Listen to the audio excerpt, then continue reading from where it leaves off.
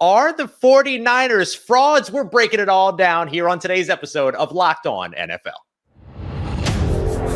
You are Locked On NFL, your daily NFL podcast. Part of the Locked On Podcast Network, your team every day.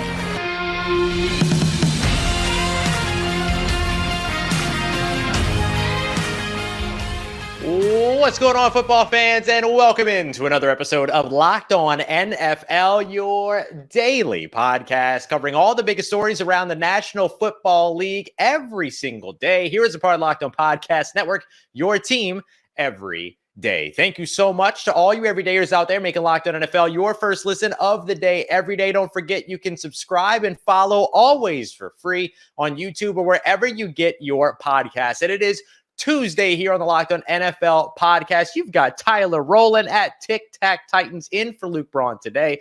Myself, Ross Jackson at Ross Jackson Nola on your favorite social media. And we are here to break down Monday Night Football, the Kevin Byard trade, and much more. Today's episode of Locked On NFL brought to you by our friends at Gametime. Download the Gametime app, create an account, use that promo code Locked On NFL for $20 off of your first order. Last minute tickets, lowest price guaranteed. Now, Tyler, you and I are going to get to a yike and a like. We're going to take a look at the Kevin Byard trade because I know you're intimately involved and aware of all the details of that and how it ends up panning out for the Titans and for the Eagles. But I want to start today's show off with, of course, the big time upset, the Minnesota Vikings upsetting the San Francisco 49ers. I'm just going to open the floor to you here for a little bit. What did we just learn about the San Francisco 49ers on Monday night? Listen, Ross, I think the reality here is the San Francisco 49ers are frauds. Okay. Put the stamp on them. Put the stamp. Right. All jokes aside, though, I think on a serious note, my takeaway from this game is the 49ers simply aren't on the level of the Philadelphia Eagles. I think both of these teams are the two best teams in the NFC, but I just think that the Eagles are a tier ahead. I think the Eagles are deeper as a team, especially on the defensive line with the pass rush. That's something we saw with the 49ers kind of fall off in this game against the Vikings. And we'll talk more from the Vikings angle in a second, but that pass rush led by Nick Bosa just simply wasn't enough to affect the game. And at the end of the day, I think with the issues that you have with the injuries in the 49ers and a better quarterback, I think really from a macro perspective, you say the 49ers aren't as good as the Eagles. That's the big takeaway. But from a micro perspective, Brock Purdy, he's just simply not as good as Jalen Hurts. He's driving the bus. He's not the engine. He's in the Kyle Shanahan offense. I think he's a good player, and he's not the novelty that some people treated him as with being Mr. Irrelevant. I think he's a good starting quarterback in the NFL, but I think we could kind of calm down on the Brock Purdy elite conversation, stuff like that. So after two straight losses for the 49ers, though injuries involved, I think from a team and a player perspective, those are my big takeaways right now. Yeah, I love the Brock Purdy point that you just made there, the Purdy point, if you will, because I think that the Purdy point, right? So I think that when you look at that, you really saw sort of the flaws in his game and the limitations in his game on Monday night. I think you saw a Minnesota Vikings defense that Brian Flores going to blitz your brains out type of defense, and what they're able to do to disrupt the timing of an offense that's so predicated on timing against a quarterback that's not a creator, but a facilitator. And I think that that's exactly what you kind of really saw the confirmation of for Brock Purdy. Do I think that Brock Purdy is the perfect quarterback for the San Francisco 49ers? Yes, I really, truly do. I think that he's the right choice out of the guys that they had to make that decision about preseason, even before they traded away Trey Lance to the Dallas Cowboys. But I think that what you saw today was the limitation that comes with when you're going up against a defense that can disrupt the very, very precise elements of that Shanahan system, that he's not able to overcome that, at least not yet. And I think that was a big thing to learn there. But on the other hand, I think we just watched Kirk Cousins just play like one of the best games that we've ever watched him play without one of his major targets, which, by the way, Brock Purdy was without Deebo Samuel as well. So I do want to acknowledge that. But, man, if I'm looking at what that San Francisco 49ers weaponry is minus Deebo Samuel, I still feel better about that than the Minnesota Vikings, and Kirk Cousins flat out outperformed today. Yeah, Kirk Cousins was great. Give a shout out to the man that I am filling in for right now, Luke Braun, in the Cousins chaos meter. Saw Luke say during the game that, yeah, he was peak Kirk. He will frick you up is where he was at. Not quite chaos Kirk tonight on primetime, but peak Kirk. And shout out to Kirk Cousins. Really, this performance can't go understated. He was without Justin Jefferson. The offensive line of the Vikings, while having some good tackle play at times, is nowhere near the offensive line of the San Francisco 49ers. Doesn't have as good of running back play. The defense certainly isn't as good. The Vikings were at home. They made some mistakes. They had the kicker miss out on multiple points that would have made this a bigger lead and maybe a less stressful game for the Vikings. But in my opinion, the MVP of the game is Kirk Cousins. He gets the game ball here in a primetime spot against what could be considered, the best team in the NFL coming into the game. Kirk Cousins really delivered with a lesser team on paper. So I think we always crush Kirk Cousins when he loses these primetime games. He should get all of the flowers for this Monday night victory, keeping his team in it this season. They go to 2-5 on the year. Now they're at 3-4 in the NFC North. I think the Vikings can stay in it and make a run for the playoffs. They go to 2-5. They probably can't. So big clutch performance from Kirk Cousins. Can't believe I'm saying that. Yeah, I know. Big deal for those guys for sure. Right. And Kirk Cousins, by the way, like one of the things that he did so well was keep his offense on the field. He was spectacular on third downs, which if there's any point in the game to be good, it's there and in the red zone. And they were outstanding there. And this comes he broke a sack too and made a play late in the game to keep him going. Like he made big plays and plays out of what you would even expect from him when he plays well. So even more adding on to it, absolutely clutch from Chaos Kirk out there. Yeah, I don't think either of us would call Kirk Cousins an out-of-structure quarterback, but he sure found ways Monday night against San Francisco to get it done. And the other thing with Kirk Cousins, too, was that the third pass that he threw was intercepted in this game. So it looked like it was about to just be a nosedive for the guy. And then all of a sudden he comes out there and he performs extremely well. And he was targeting a specific receiver on that interception that he continued to go back to. How about Jordan Addison's night? Oh, my goodness. Got to mention it. 123, 2 touchdowns, a coming out party for the rookie, stepping up in the number 1 wide receiver role. That was huge, especially in that game where you don't have a Justin Jefferson. Him getting that 60-yard touchdown off of that battle between him and Charvarius Ward was so fun to watch. Coming back from losing the one earlier that goes to the interception to make that play later. It's just fantastic plays. He looks like a real steal for the Vikings. They keep getting good wide receivers. Diggs and then Jefferson and now Addison. Will it ever end for the Vikings? Yeah, right. They're allergic to Randy Moss before him, Chris Carter. Exactly. I mean, it's just some franchises dominate certain positions. The Vikings seem to always have good wide receivers. Yep, 100%. And shout out to Andrew Bynum, 2 interceptions, including the game sealer in this one as well. And also shout out to TJ Hawkinson, who just simply wears the long hair much better than George Kittle. When we look at the San Francisco 49ers, I think we learned tonight that, as you mentioned, they are a step behind the Philadelphia Eagles, not only in the conference, but in the NFL. And guess what? The Philadelphia Eagles may have just gotten even better. They've acquired safety Kevin Byard from your very own, Tyler, Tennessee Titans. So coming up next, we're going to take a look at the impact of the Kevin Byard trade from both sides, how it improves Philadelphia, and what the impact is in a win-win situation, it feels like, for the Tennessee Titans. We got that coming up for you as we continue on with today's episode of Locked On NFL, part of Locked On Podcast Network, your team every day.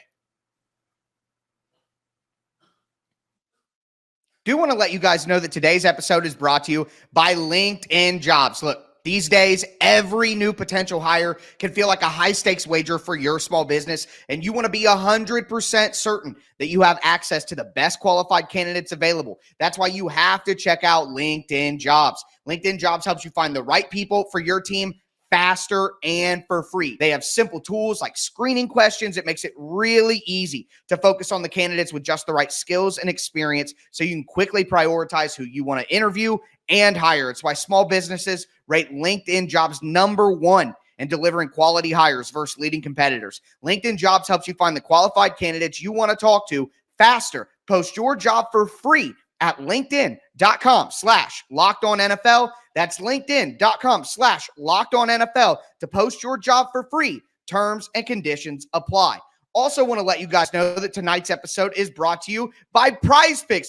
PrizePicks is daily fantasy sports made easy. I love playing at PrizePicks. I can make an entry in 60 seconds or less. And seriously, it's so simple, guys. Here's how it works. PrizePicks has a projection for every player, whether it be Patrick Mahomes, 200 passing yards, or Derrick Henry, 80 rushing yards, or Jordan Addison, 100 receiving yards after the performance we saw. All you have to do is pick 2 to 6 players and say whether that player is going to have more or less than what PrizePicks projects. You don't have to play against a bunch of bots and 1,000 lineups and a bunch of pros. It's just you against the PrizePicks projections. Couldn't be any simpler than that. Make sure that you guys go to prizepicks.com/LockedOnNFL. Use that code LockedOnNFL for a first deposit match up to $100. That's prizepicks.com/LockedOnNFL. Use the code LockedOnNFL for a first deposit match up to $100. It's PrizePicks, daily fantasy sports made easy. All right, everybody, continuing on with today's episode of Locked On NFL. Tyler, Roland, and I getting you ready and getting you all set up from the biggest stories from throughout the week here on the National Football League. We appreciate you as always, all the everydayers out there making Locked On NFL your first listen of the day every day. So, Tyler, when you look at this Kevin Byard trade, which you have a lot of insight in as our Tennessee Titans expert here on the Locked On Podcast Network, what's your big sort of takeaway from how this trade impacts both teams? Well, I think from the Eagles side, and shout out to our guys over at Locked On Eagles, Louie and Gino, they do a great job over there. And I spoke with them about this trade on the Locked On Eagles podcast after the news kind of broke. And I think for the Eagles, they were really hurting in the secondary. It was a place where they were vulnerable. We saw in that game on Sunday Night Football against the Dolphins, Tyreek Hill was able to get some plays down the sideline, but at the end of the day, it's Tyreek Hill. He's running through double coverage. But a place where the Dolphins were really able to find success was over the middle of the field against the Eagles. And I think when they play the zone coverage system that the Eagles like to rely on there with cover 6, cover 4, stuff like that, you need to have instinctive safeties who can read route combinations and really understand what the offense is trying to do in those match coverages when those zone coverages turn into man coverages in the middle of the play, all the complex stuff that the Eagles like to do on defense. I think Kevin Byard fits perfectly in that. And again, it's at a position where it's a weakness on a team that doesn't really have a lot of weaknesses. So you get a guy who's a true pro, a true veteran. And at the end of the day, the Eagles can afford it. They're all in for a Super Bowl run. I think like the Rams, if the Eagles go on to win a Super Bowl, nobody's going to care about a 5th and 6th round pick, Terrell Edmonds, who Byard is coming over to replace. So I think at the end of the day, kind of comes full circle with what we were just talking about. The 49ers, in my opinion, proved over the last 2 weeks that they're tier 2. They may be alone in tier 2 in the NFC, but they're in tier 2 with the Eagles squarely in tier 1. Not only did the 49ers take a few steps back, but the Eagles took another step up with a big win against a really good team that everybody was hype on, saying the best offense of all time, maybe. The Eagles stomped them by a couple of scores on Sunday Night Football in the beautiful Kelly green jerseys. And then they follow that up immediately with adding a former all-pro safety at their biggest weakness. I just tremendous work by the Eagles, as always. So for them, it's a stamp. From the Titans' perspective, although a lot of people will, clown the Titans or whatever because the A.J. Brown trade, and then you followed up with the Byard trade, and I can see, the opinions forming there that are fair, but the A.J. Brown trade happened under a different administration during a different time with this team. I think now you can't make decisions when you're the new general manager for the Titans now based on decisions the guy who got fired made. That's not the right way to do a job going forward.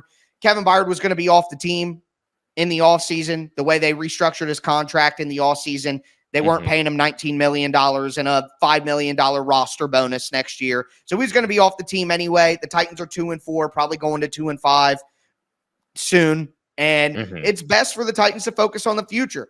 Get 2 draft picks in that you can maybe not use where they're at, but put together to move up even more in the draft. Mobility. Yeah, exactly. More ammo, more flexibility. So for the Titans, this was a self-awareness moment where they realized, hey, this team isn't competing for anything serious. This guy, although being a beloved, legendary player for the franchise, he's not going to be back after the year. It's better to get something rather than nothing, even if the optics aren't great with it being the Eagles. I think it was a shrewd move from the Titans, a tough pill to swallow for the fan base. but the smart move to make going forward. And I think it's a win-win for both teams. But Ross, I'm down in the trenches on this. I'm maybe too close to the fire to feel it burn. You know what I mean? You tell me, what is your take on this trade from the Eagles side, and of course the Titans side as well? Yeah. I'll start with the Eagles side. For me, with the Eagles, for this one, when I think about their, the defensive coordinator Desai that they brought in, what I think about is aggression and discipline. And when I think about Kevin Byard, I think of aggression, but discipline. It's one of my favorite things about him. It's one of my favorite things about the way that he plays the game is that he is one of those guys that is a very calculated risk taker while being incredibly disciplined in his game and is a fantastic leader. Look, they got a lot of young guys on that Philadelphia Eagles defense, a lot of really good young guys, and they have some really good established veterans as well. Like we watch every Eagles game, you can't not talk about Fletcher Cox. You know what I mean? So they have those guys over on that defense. But when you see some of the undisciplined play that can happen sometimes, you think to that Tyreek Hill touchdown where he got deep and got behind James Bradbury. It looked like Terrell Edmonds was supposed to kind of be the bracket safety, but doesn't get the depth that he needs to do, completely misjudges Tyreek Hill. You're right. It's Tyreek Hill. He's going to run past some coverage, but when you're in a safety and your responsibility is Tyreek Hill, you have to know to be over the top. Kevin Byard's not going to make that mistake. And no way. And so I think that that's a big thing for me that I look at for this Philadelphia Eagles defense is that they get a player that is sort of the paramount example of what it is that Desai and what that Philadelphia Eagles defense wants to personify on the field. So I love that move. And then this is maybe a little bit of a different take than maybe most are probably going to be looking at, but I like that Tennessee trades away Kevin Byard rather than allows him to go to the market and then potentially, sign elsewhere. And I respect that as a respectful move by the organization. There's no miscalculating or misunderstanding why Kevin Byard isn't a Titan going into 2024. The Tennessee Titans made a pragmatic decision and traded him away. It's not him walking away from a place where he is going to be a longstanding legend and be a longstanding positive influence in terms of the way that, he represents that Tennessee Titans team. He gets to maintain his demeanor. He gets to maintain his reputation with the Tennessee Titans organization and fan base because he was traded away, as opposed to signing somewhere else in the offseason where everybody would have kind of forgotten, like, oh, well, he wasn't going to be back anyway. So maybe it's a little bit unique. Maybe it's a little bit too specific or precise a take, but that's something that I respect when organizations have that type of pragmatic understanding of how to deal with players and show them the respect of saying, not only we're going to trade you away, we're going to trade you to a contender where you could potentially get a ring this year. I love that. And Kevin Byard was born in Philadelphia.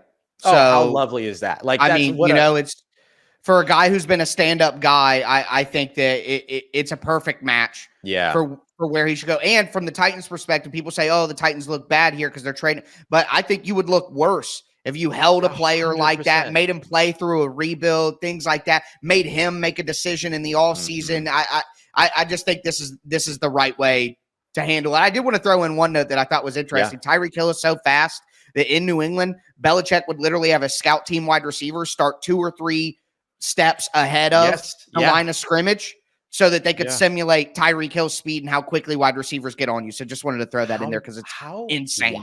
How wild is that? Like, to be so freaking fast that one of the best defensive minds in the NFL says, you know what, we're going to change everything about how we practice in order to make this happen. But I do love it for both sides. To quickly here, because I know you have an interesting name that not a lot of folks are talking about. Are there other players that we could see the Tennessee Titans look to ship off before the trade deadline? Yeah, obviously there's Derrick Henry, but Henry is still going to be around $6 million for the team that's acquiring him. And that's just not very savory for a lot of teams at this time of the season. That's a lot of cash that owners don't want to spend or wasn't planning on spending. I think Danico Autry makes a lot of sense. Yeah. It's going to be less than $4 million to acquire. Inside, outside pass rusher. He's an older player in his mid-30s, but if he went to a contender where he didn't have to play an every down role and he could just come in on third down as a versatile pass rusher who can run twists and stunts and games up front, I think he could really help a contender for a 4th, 5th round pick, 6th round pick. I think the Titans would be willing to give him up and prioritize some younger edge players with the snaps at this point. I think that's another name to watch for. Yeah, it's a really, really nice one to take a look out for. All right, for more on that big trade, make sure you go and check out Locked On Eagles and check out Tyler's work over at Locked On Titans as well for even more. Coming up next, we're going to get into our yike and our like. I've got a like. Tyler's got a yike, and we're going to start off with the like here, and it all starts off with Lamar Jackson getting his flowers, and you love to see it. We got all that and much more coming up as we wrap up today's episode of Locked On NFL here on the Locked On Podcast Network, your team every day. But I do want to tell you guys that today's episode is brought to you by Gametime. I personally am a huge fan of Gametime. I buy tickets all the time on Gametime. I've purchased multiple tickets to baseball games, got some tickets for an NBA basketball game coming up. But it's not just sports, all right? Gametime has music, comedy, theater events, and all of that with killer last-minute deals, all-in prices. Gametime takes the guesswork out of buying tickets. It's absolutely fantastic for spontaneous buys, which fits perfectly for me, if I'm honest with you guys. Last minute tickets, they have flash deals, they have zone deals. And right now, if you download the Gametime app, create an account, and use the code LOCKEDONNFL, you're going to get $20 off your first purchase. Terms apply. Again, create an account and use the code LOCKEDONNFL. That's LOCKEDONNFL for $20 off. Download Gametime today. Last minute tickets, lowest price guaranteed.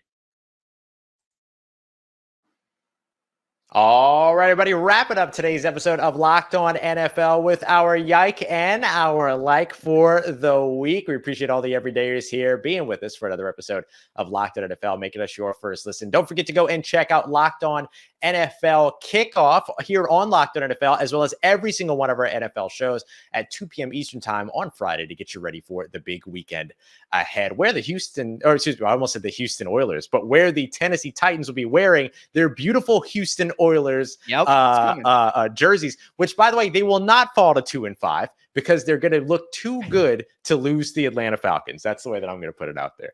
This is a Titans win game where it looks like the whole world's crashing down. They're trading players, they're tanking, and then the Titans go out there and win with Malik Willis or something. That's what's going to happen. It's going to be weird. You'll love to see it. All right, we're going to get to our yike and our like here, which is our weekly standing segment here on Tuesdays. Yike is the thing that we don't like from the week. Like is the thing that we do like from the week. I'm going to start us off with our like here.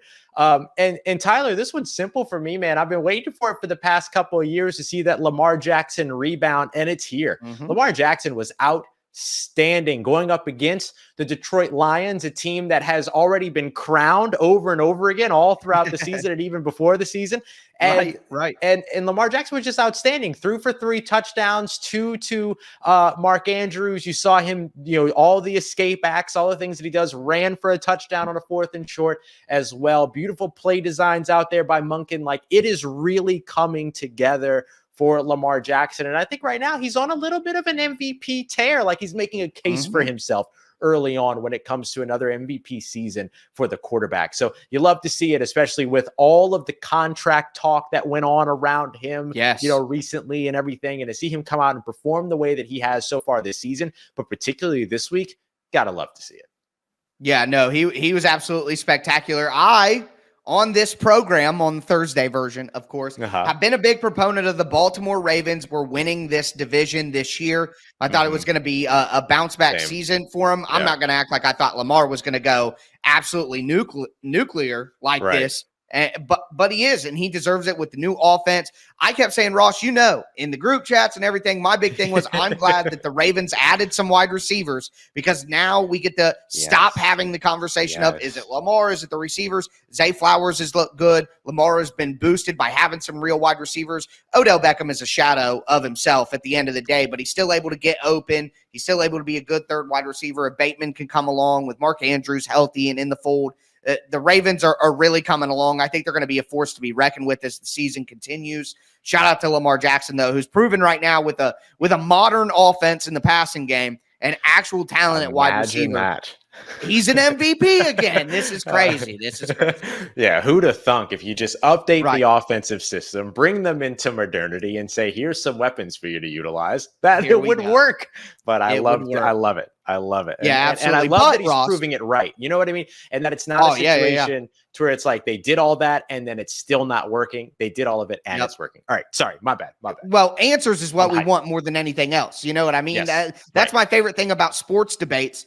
We get an answer. This isn't like other debates that you can have in other areas of life that you never really get a real answer on. And there's never any clarity ever. We get some in sports, and Lamar being awesome is very clear now. So that is a great and I fully supported it. And I'm glad that you made the case because I'm right there with you. My yike is watching Cinderella turn back into a housemaid. And we saw it in both conferences. I am giving a yike to the Miami Dolphins and the Detroit Lions. And Ross is to the audience, peek behind the curtain, Ross is strict about the yike and like rules. You get one. So I had to do a little Jedi mind trick to get both of these teams in, but they both serve the same role in both conferences. Dolphins, best offense ever. Lions, they're the flavor of the week in the NFL. They're the two hottest teams in either of the conferences, but both of them showed this weekend they cannot sit at the big boy table yet. The Dolphins played two good teams, and they've gotten smoked by double digits by both those teams. They can't stand up in a physical game. They can't run the ball when they need to. On the other side, the Lions. The Lions are as fun as a team could be, understandable. But the Lions aren't ready for varsity football yet. They're not. They need to get in the playoffs. They need to experience some more playoff times coming from last year, barely squeaking in. They'll get a home playoff game this year. Maybe they win it, then go up against a better team like Philly or San Francisco and lose, stuff like that. But what I think that we've learned through the first 3 weeks is while the Dolphins and the Lions are cute, they're fun, sexy teams, you know, the substance isn't there. And I don't think either of them are Super Bowl contenders for real. Yeah, I'm still believing in the Dolphins right now. Biracial King Mike McDaniel still pulling for my guys over in Miami. But I will say this: I think that what you learned about Miami is that if they can't run the ball, they have no identity, and that's tough. That's a really, really tough thing to figure out, because what is every defense's goal across the NFL? It's to take away your run game and make you a one-dimensional team. Every linebacker, every defensive back, every defensive lineman, their first read is the run game. And that is the place where everybody is going to focus. And now when you can see a game like what happened in Philadelphia, to where Philly's defense just took away the run game and you didn't have that identity or a part of your identity any longer, you watched everything else fall off. Now, Tua has been outstanding so far this season. Him having guys like Jalen Waddle, who is dealing with his back injury, as well as, of course, Tyreek Hill, like those guys can still make their plays, but this team is built by its run game, and its foundation is based on its run game. And so when you saw that go away and then the rest of the offense go away as well, that's a big time concern for me. And then when you look at the Detroit Lions, I think you're right. The thing that I love about football is that at some point you just have to see it, right? You can do all the things, you can make all the moves, they can write all the think pieces, you can say all the things you want in the press conferences, but at some point you just have to see it. And I think what we've seen from Detroit so far is that they're getting there, but they're not necessarily there just yet. So I'm right there with you on both of these teams. 100%. Yeah, I think I like the likes. I like the yikes. I like the win-win. I mean, we're hyping up Kirk Cousins. What an episode! I know. On NFL today. What an episode! I never had hyping up Kirk Cousins on my bingo card for the 2023 NFL season. Here we are. No shot. Yeah, but absolutely. Here we are. Couldn't pick a better episode to fill in for Luke. He's my spirit animal right now. And I just appreciate the opportunity. Thank you, Kirk, for making this possible. There you go. There you go. Big shout out to Kirk Cousins. Thank you for making this episode possible. And thank you for making all of our episodes here on the Locked On Podcast Network possible every single day. We appreciate all you everydayers out there for making us your first listen of the day every day. Coming up tomorrow, Tony and James. They're going to be, or sorry, not Tony and James, Chris and James now is the lineup on those Wednesday episodes. They're going to be breaking down the biggest questions from around the NFL. So make sure you come back to check them out. And then we have a couple of programming changes as we're swapping around hosts to make sure that schedules and everything work out. So enjoy the rest of the week here at Locked On NFL. Things right back to where you're used to seeing them starting next week. For Tyler Rowland at Tic Tac Titans on Twitter, because we refuse to call it anything else, I am Ross Jackson at Ross Jackson Nola, also on Twitter. We appreciate you very much for being here with us and for locking in for another episode of Locked On NFL.